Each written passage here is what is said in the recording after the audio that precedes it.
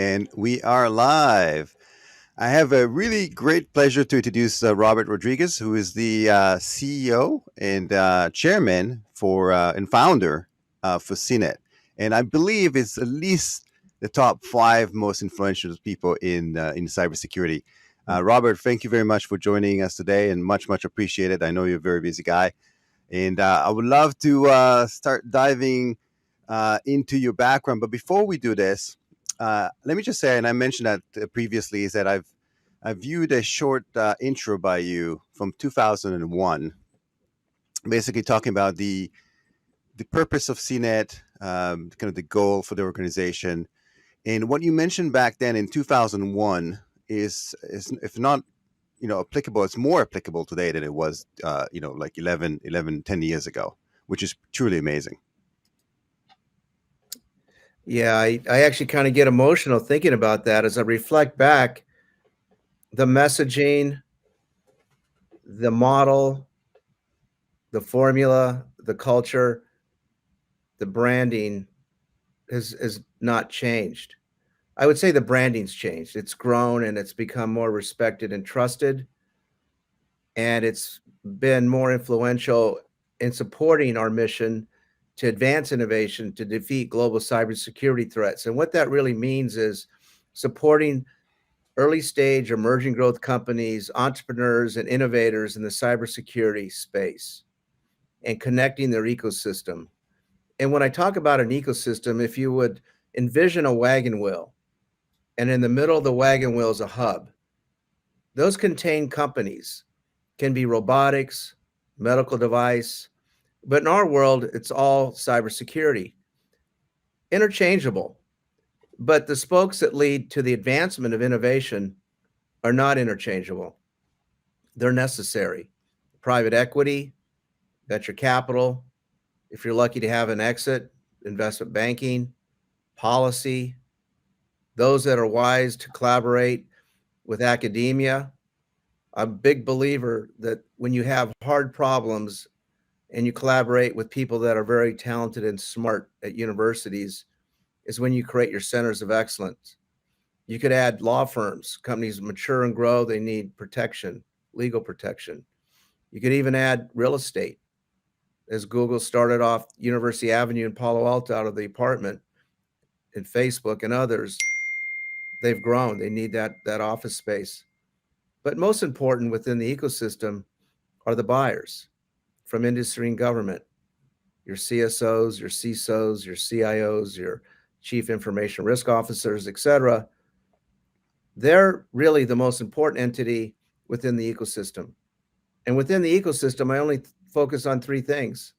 I want to know every buyer in the world. I want to know the entrepreneurs. And lastly, the investors. And I do believe that as long as you have a trusted Rolodex and relationship with those three entities, you pretty much have everything.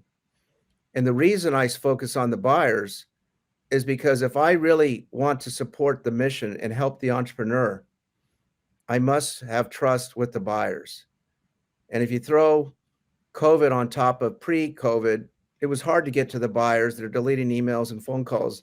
COVID comes along and you can't get to the buyer, especially if you're a young company. And they're most important. It doesn't matter what investors invest in or what entrepreneurs build. I believe that it's the buyer. They're the ones that drive the markets, the revenues, the valuations, and the opportunity for exits. Yeah, absolutely. And what's amazing is that back in 2007, when you founded CNET, I mean, the cybersecurity wasn't a kind of a board discussion at all. It was considered as a cost center. The dynamics between the buyers and the companies and the startups and ecosystem as a whole was very different, right? So, what made you decide to create this organization? How come you saw this need like way back when in 2007? Well, two things. Let me first address your point. You're absolutely right.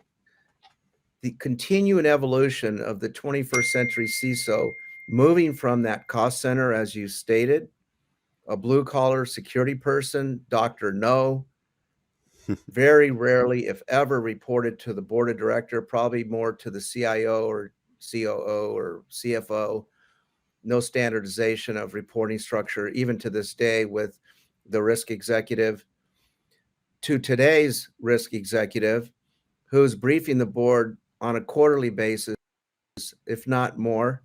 That is a person that is maybe less typical, but understands the importance of business and is seen as a driver enabler of business enterprise wide that is articulating complex matters in a business risk sense to their board and CEO, and sometimes sitting on boards. Yeah, absolutely. And I have so many questions to ask you. I'm hoping I'm going to be able to wrap it all in kind of cohesive type of interview session. So let me touch upon one thing. Uh, you are very much in tune in terms of what's happening in the cybersecurity startup ecosystem. And at least from my perspective, I've seen these kind of waves of adoption of security technologies almost diminishing in time. If, for example, companies have acquired firewalls and then maybe potentially mobile endpoint security, these cycles of adopting security is becoming condensed, in which really is challenging both from the enterprise perspective, these buyers, because they work on cycles that are fairly long from an adoption and acquisition perspective, and then from the startup perspective as well, they have to very quickly go to market with a product that's appealing. What's your take on kind of the statement that I've made in terms of like the diminishing lifespan of these cycles? Well, it's the continuing evolution of life in business. I mean, the big driver in the last 2 years was shift left, but shift with caution, the digital transformation journey. And it opened up this whole world of DevSecOps, app governance, app security. Greater visibility is a really important word to the buyer, to the people that are protecting critical infrastructure, and greater automation, real-time detection, supply chain risk management. It, I would say that the vulnerability footprint has increased as a result of this transformation. And so your market has changed. I mean, everything from Uber Eats to Zoom to CrowdStrike to those that are in that space, the work from home environment, um, accelerated. Other entities like hotels and airlines and the travel industry, et cetera, they had problems. So a lot of things are unexpected, and for some can be a boom. Yeah, absolutely. I couldn't agree more. I think that there's definitely increase in the speed of velocity even in businesses in general because of we move Mhm. into this digital transformation. Now let's talk about kind of the three pillars, right? The buyer you mentioned, the kind of designer and the entrepreneurs, and then the investment side of the house. So let's talk a bit about the buyer. So the buyer persona has really changed as well, right? So, and in the way they purchase technologies, the way they get themselves smarter about technologies also change, right? Uh, as you mentioned, if you could reach a CISO, back in 2010, maybe with a cold email, today it's almost impossible. What do you find? The biggest challenge for these entrepreneurs to today to trying to reach the buyer and get them engaged in a meaningful conversation. I just, I say this all the time. My wife and I run SINET. We mentor companies constantly. I speak to companies and CEOs and Mhm. sales and marketing people every single day. I talk at a minimum with 3 to 20 CISOs a week. Well, I've learned more in the last year and a half or so because of the amount of Zoom calls and not being on an airplane and having quality time in the sense that's virtual, but it's been highly informative for me. But for the entrepreneur, build a connection, build a relationship, build trust. period. These emails and texts and phone calls, the money spent on that is, when I talk to the CISOs and the risk executives, they say that's throw it in the trash. You're just not going to get to them. They're deleting it all. They're doing trust-based referral with their colleagues in the industry who they respect and trust. It's hard to do what I'm saying, but old school metrics and the way marketing people have conducted business is going away, and they need to innovate. It's really all about relationships more than ever, and they need to pivot and think about how they. I mean, think of some of the emails that we get from people. I, it's unbelievable the lack of, I think, respect. And a lot of the CMOs and marketing people are hurting the brand of the CEO and the company. I know CISOs have told me that I don't care how good that product is, I'll never take a meeting with that company. Yeah, and why is that? Do you think? I mean, I agree with you, but I want to kind of dig a little further Sure. into that It's process. the annoyance, I think, that they feel, the lack of respect that they feel, the overabundance of 4 to 5,000 global vendors, and it's caused them to be aggressive and tactics to be unsavory. And so it's made them recluse. So, as you mentioned, it's easier said than done. How do you build that trust over time? This is something that it takes more than than a single email or a single presentation. It's something that takes a while, and a lot of these entrepreneurs are under pressure, especially if they received Mhm, funding to perform on a quarterly basis in order for them to get to the next round, and potentially, make an exit with the company. So it's almost they're between the rock and a hard place. Building trust is something that it's a longer term process, mhm, but then they're working on a potentially monthly and quarterly goals. right. So we're gonna back up a little bit in time. I know certain salespeople that no matter where they go, if they call the CISOs, they take the meeting. And it's because they have pre-existing trusted relationship. There's a connection.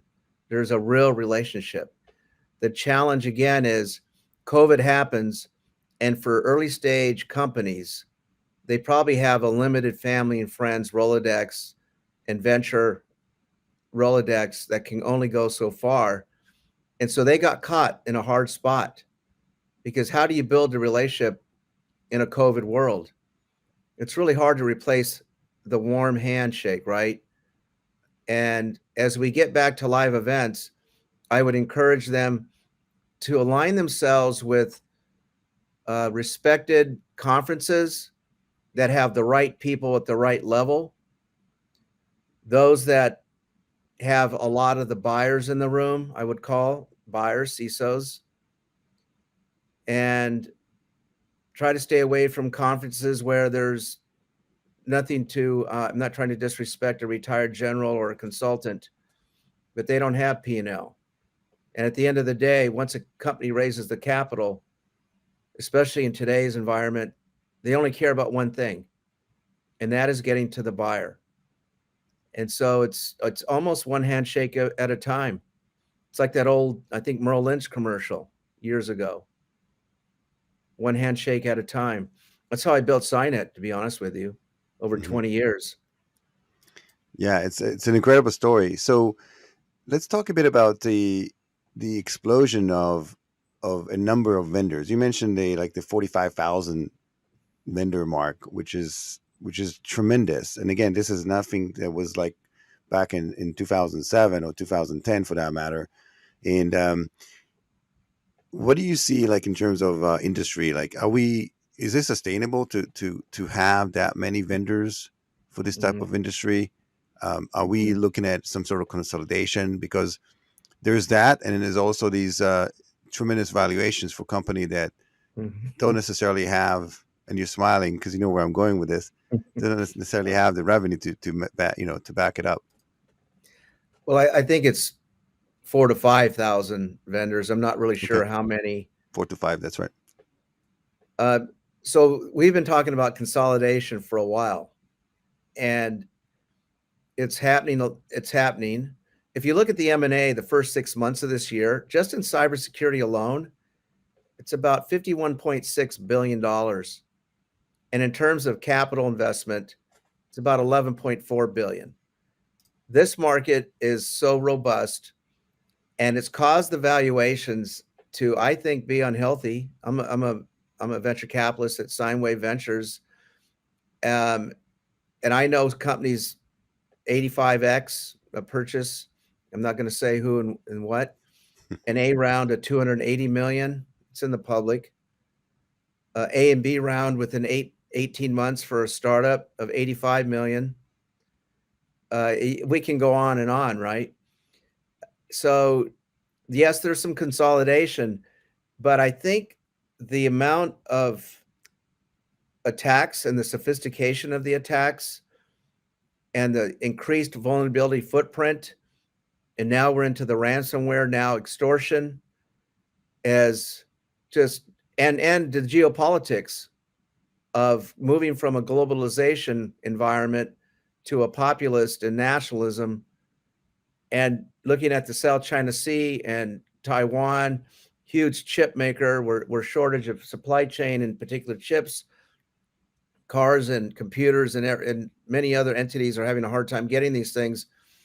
And you look at what's happened in Hong Kong and the China and India border, South China Sea, et cetera. There's a lot of complicated matters happening, and it's increasing the severity of our politics globally. Russia, China, Iran, North Korea, and so the state of affairs of protecting our respective nations' critical infrastructures and our national security and economic interests and our inherent rights as a free citizen in a free democracy, to include our right to privacy, is at risk. And what does that mean? Cyber is in the middle of everything. I believe cyber is really the only entity that touches everything and has become like the air we breathe. And so its importance at board of director meetings, at national security levels, at government levels, at critical infrastructure levels, is at a high point, and I think even moving forward higher. Yeah, and it's incredible. What do you think is driving these tremendous, valuations and investments? I mean, while the Mm-hmm. barriers of entry kind of gone down, I mean, if you had to have physical servers and create like spin off an infrastructure back in 2005, 2010, today you can have a bunch of developers, maybe overseas, and outsource that function and spin off a bunch of AWS servers, and you're off to the races with a fairly limited investment. What's driving these hundreds of millions worth of investment, and where does this money go into what? And do you think that's a wise way to advance the whole cybersecurity space as a whole? One of the big reasons is there is a ton of capital. There is so much capital out there. And when you have a lot of capital, you're not as frugal. Then you throw on the threat that I just mentioned, which is high, and every year it seems to go higher. And the records of M&A and venture and private equity investments increases every year. You have to think back, even just think about private equity. Warburg Pincus invested 25 million in an A round in CrowdStrike. I believe it was 2012. It's the first time I ever heard of private equity, which is a growth, late stage entity, investor. Now there's many private equity firms investing in early stage emerging companies, which is interesting because then you see Excel creating a growth fund, right? Which was really venture, but it's covered now. They're covering all gamuts of the investment cycle, from seed to early stage to A, B, C, D, E, late stage. And and then you have venture firms that are just focused entirely on cybersecurity, and they're very successful. If you look at Jay Leak, who was CISO at Blackstone, he was actually really a VC slash CISO, made some of the smartest investments when he was there with Cylance and Phantom and Demisto.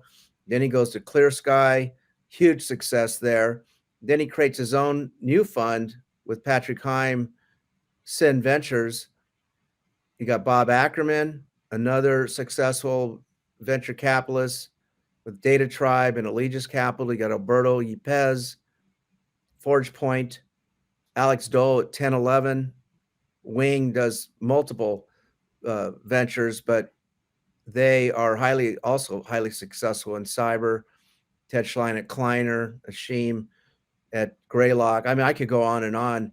There are some luminaries in the investment world that have had great success, and a lot of it is it's like luck sometimes with the drivers in the marketplace, the pain. Right. They are spreading the risk, though. I think that they're investing in several companies, and then one or two successes pay for all the other failures and so on. Um, Right. in your opinion, these investors, what are they currently looking at? So aside from typically the typical thing is to solve a big problem, right? You want to solve a large problem. We all know cybersecurity has large problems to solve. But then what other type of criteria they're looking for? And I'm talking about from an investment standpoint. So one of the things I do during my interviews with the CISOs, I ask them, if you were a venture capitalist or an entrepreneur starting a company, what would you invest in or what would you build? And lately I've been hearing supply chain risk management, um, the whole ecosystem of application security, DevSecOps, uh, governance, and due again to the digital transformation journey that we're all on. Either we're there, have been there, or we're in the middle, or we're thinking about it and we're going to get there. So those are some of the words that I hear. And isn't it interesting when we're talking about supply chain risk? There are tools in place that's been around for a long time that companies use, maybe unsuccessfully, or at least they've been around for a long time, and they use it at some capacity. And it's almost like the kind of the passwordless thing where companies have been talking about, or for 25 years, and we're still not there, even though we're making some Yeah. progress. There's a lot of these areas where it seems like innovation is slow to happen, even the supply chain area, right? Mhm. What's causing that? Why are we still facing the same exact problem we faced 10, 15 years ago? You just stole the words out of my mouth. I've been saying this and thinking this for a long time. And what's come to the realization for me is the amount of complexity. Like, for example, with application security, DevSecOps. In fact, I was at a workshop at West Point around 2011, 2012, maybe. Director of NSA, General Alexander, was there speaking, and he said applications are Achilles heel, the Achilles heel. And I thought about that. And then I'm wondering, why isn't this fixed? I mean, we can go back to Spy Dynamics and Sensic, Fortify, uh, cradle to grave, trying to fix this problem. But the continuing dynamics of misconfigurations, because we all change and grow in life to include software, that it's so complex. And there's a whole ecosystem that one bullet can't fix. Then, if you talk about supply chain risk management, vendor, there are so many entities touching a company's infrastructure, from services and products, and remove vendors 2 3 off, that it's just very, very difficult. Now you have to think about the birth of the internet. 1966 October, UCLA sends it was, I think, ARPANET then, message to SRI International. We are very embryonic in our state of affairs. This is not an old space. In 1609, the Dutch created the laws of sea. It's taken hundreds of years. It's still not solved, really. If you look at what's happening in South China Sea with the discussion and disagreement on who owns that pathway, you got Vietnam and Japan and China and the Philippines. I would say just a lot of complexities. And I would also add that the investors are also partly to blame in a way. I mean, software is a great investment. The margins are wonderful. But I think if you really need to fix and want to fix the problem, you need to invest in firmware and hardware. I kind of view it like the foundation of a house. And you have termites and there's holes and you're putting putty and gum to patch those holes. You need a strong, robust foundation of steel beams of hardware for that house to grow and build on.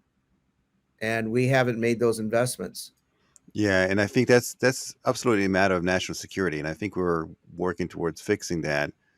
But you're right, because a lot of these fundamental chips are not made here in the U.S., which can cause some concerns to say the least. And the firmware is something we don't have visibility into as well. Mm-hmm. And then I think you touch upon complexity. Complexity is ever increasing. So in the supply chain, companies are outsourcing all the non-essential functions, which makes it even more complex. And then for software applications, applications now are not standalone either. Every application is siphoning out like information and through APIs through like 10 other applications, 15, 20, 30 applications. Mm-hmm. And so the complexity is exponentially growing. And I think that's part of the problem Mm-hmm. of not being able to fix that. Um, what technologies are exciting when you look at kind of the marketplace?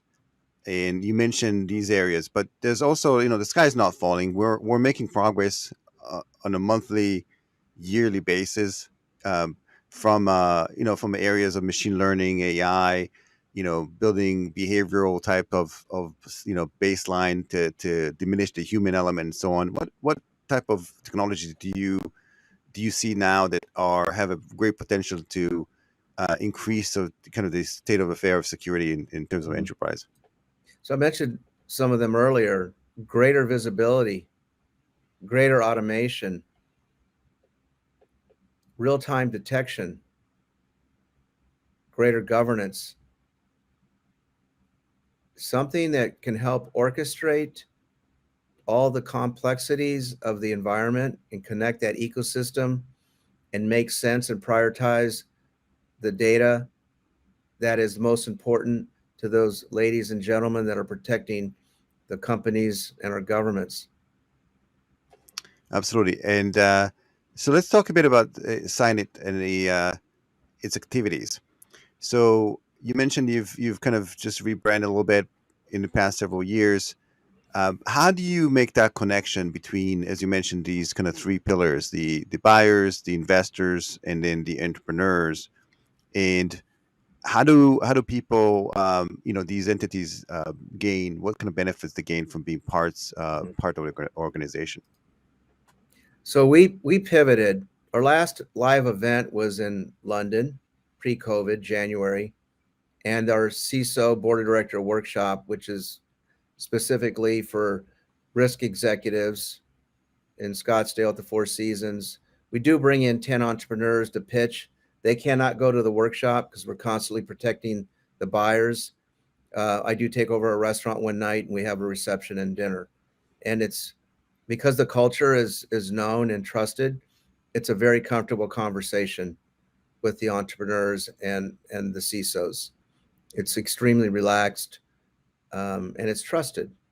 And to have a comfortable conversation, there has to be an element of trust. And what we did is my wife, Heather, pivoted and built a highly curated, invitation only marketplace or platform connecting the investor, the buyer, and the seller. So when I made my opening remarks, I talked about the ecosystem, but I talked about the three entities that I focus on because that's what I believe that is the most important within the ecosystem. And we had our most successful year, even though we canceled all our events. Yeah, amazing. And we have about 57 CISO risk executives who are paying members. We have 3 venture capital firms, and we have about 46 companies, everything from CrowdStrike, Gigamon, Cloudflare, public companies to emerging growth companies. And then we discount for the early stage companies, companies that have raised under 5 million. And we've always taken care of the young company over the years at our live events and conferences with the sponsorship levels, knowing that it's tough to start a business. Yeah, absolutely. And I'd like to talk a bit about what you see currently from a regulatory environment. There seems to be a push, and there was a push for in the past couple of years, and we seem like to gather regulations, whether it's GDPR, whether it's privacy and so on. How do these businesses are like? How does that affect from all these three pillars, like the investor side, the entrepreneurs, as well as those CISOs? There's a lot of kind of overhead in terms of doing business, in terms of being compliant to all those regulatory requirements. Mhm. Well, you can start with your banking and finance and energy companies, very highly regulated, down to companies that are less regulated. I'm not a big fan of regulation like many, many people, but I think there's some elements of regulation as the severity of the environment increases that we may have to have some form of regulation. If you look at what NIST has put out and the executive orders out of the White House, and I'm very proud to say that I know numerous government leaders, to include the Secretary of Homeland Security, Secretary Mayorkas, who's keynoted at our Silicon Valley in New York event when he was the Deputy Secretary at DHS, and is a huge supporter of cybersecurity. Then you have Ann Neuberger at the National Security Council, Chris Inglis at the White House, Jen Esterly at CISA, Rob Silver running policy for DHS for all cyber, and Rob Joyce, who took Ann's spot at NSA. Unequivocally, we have the most mature, seasoned, experienced government cyber executives that we've ever had. And I'm very excited about this change over the administrations going back several years. So a lot of confidence in that leadership, and them also understanding, coming from industry like Jen has, regulation is a double-edged sword in respecting that position. Yeah, absolutely. And then if we look at again the session you had in 2001, you talk about on 1 million unfulfilled cybersecurity positions, and yet we're 10 years after, and it seems to be again a topic of discussion, kind of the lack of talent, which is it's more than just the lack of talent. I think it's a matter of national security. We have to have people in STEM to to to join the kind of the battle in cybersecurity and contribute as a nation to something we need to do. So where is the gap, and why are we still, again, 10 years later, we're still in the same spot we were 10 years ago? Well, there's a couple of things. I think the complexities has driven the need for human resources and financial resources for companies to do their job to protect their brand and IP, et cetera. And I just I think that if we followed a model that Israel had implemented years ago, that we would have greater success in fulfilling these jobs. So what they did is they had mandatory courses in high school for cyber, and started at 16, age 16. But they lowered it to age 14. And the reason they did that is because the women were more mature than the men and already knew at age 14 the profession they wanted to pursue: doctor, lawyer, engineer, whatever. And when they did that, they increased their cyber pool. Then you think about the mandatory requirement to serve in the military and those that choose to go to 8200, and then the amount of companies that have come out of there as or people that have come out of there that have started companies like Rob Grease at Psycognito and many, many others. Yes, staggering, Um, amazing.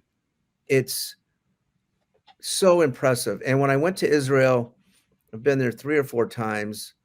And the first time I went, I was at Cyber Tech Week. Amir Rappaport runs that. He invited me, and I think I spoke that year. But when I walked around the vendor showroom, I was highly impressed with the amount of startups, but more so the amount of diversity in the solution and the approach with their solution. It was unlike anything I had seen in America or any other countries. And I think the the life of living 24/7 on an island of sand with constant threat drives innovation.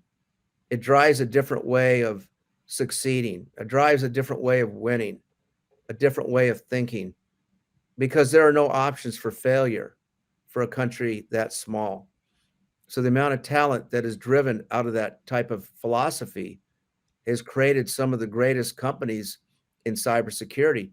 In fact, I remember emailing Admiral Rogers when he was director of NSA at the time that I just left the cyber epicenter of the world, Tel Aviv. Yeah, it's what did they say? Necessity is the mother of invention. I think that's basically sums it up. Um, Or it, when you have pain or limited budgets or where you have stress on the metal is when you innovate at your greatest. yeah, absolutely. Um, and so somebody I heard said that we are in a quote unquote like Cold War from a cybersecurity perspective, and there's always a constant threat on SCADA systems, infrastructure, and so on. What's your take on that statement? I agree to that. I have strong positions on what's going to happen with us in China and what's been going on with Russia and us. I totally agree with that. We are in a Cold War. So what are we doing to? I mean, we have to protect ourselves. I think we're moving in the right direction, but we're this is something that started a while back, and being a nation this size, it takes a while for us to build, kind of the controls and defense forces to basically to protect yourselves. So, in your mind, are we doing a good job, or where potentially where can we end up, if we don't? Well, listen, I don't work at Department of Defense. I don't work in the government anymore. I can only read what I read.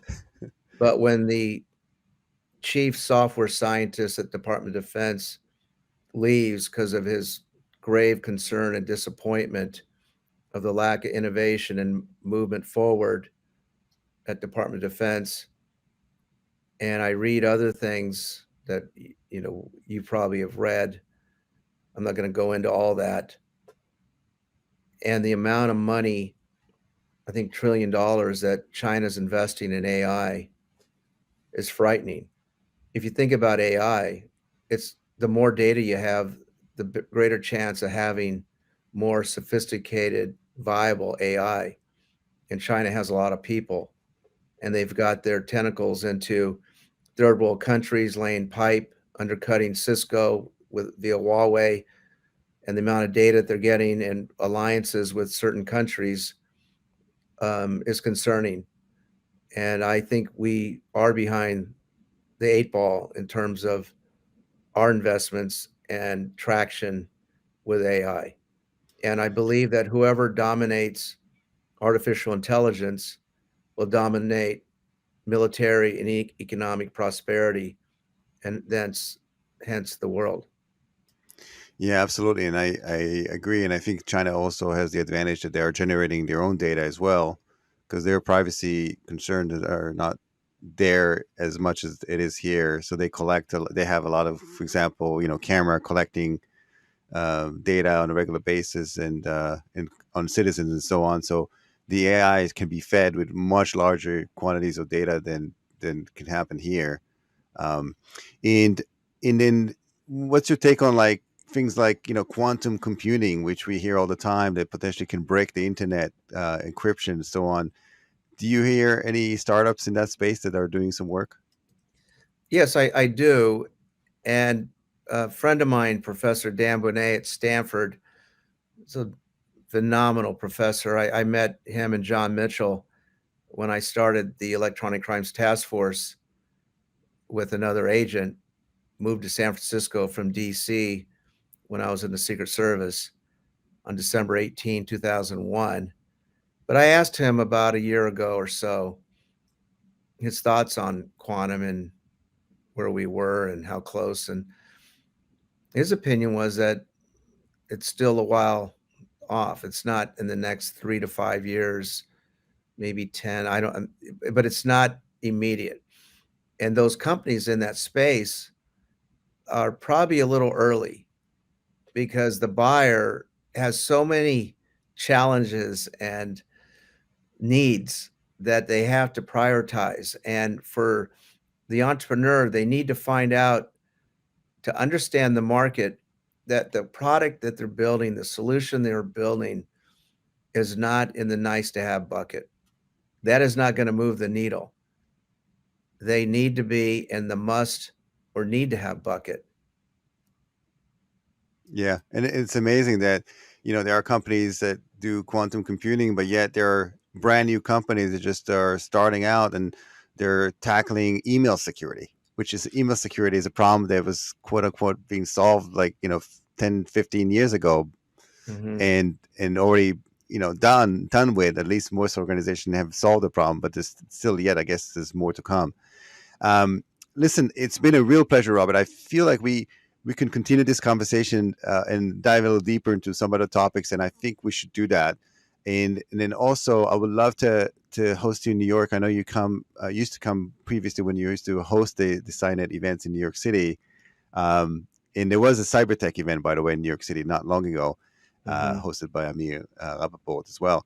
But love to host you. And then what's the easiest way for people to get hold of you, to reach out, to be members of SINET and be part of this wonderful ecosystem you built? Well, thank you. Security Innovation Network is SINET.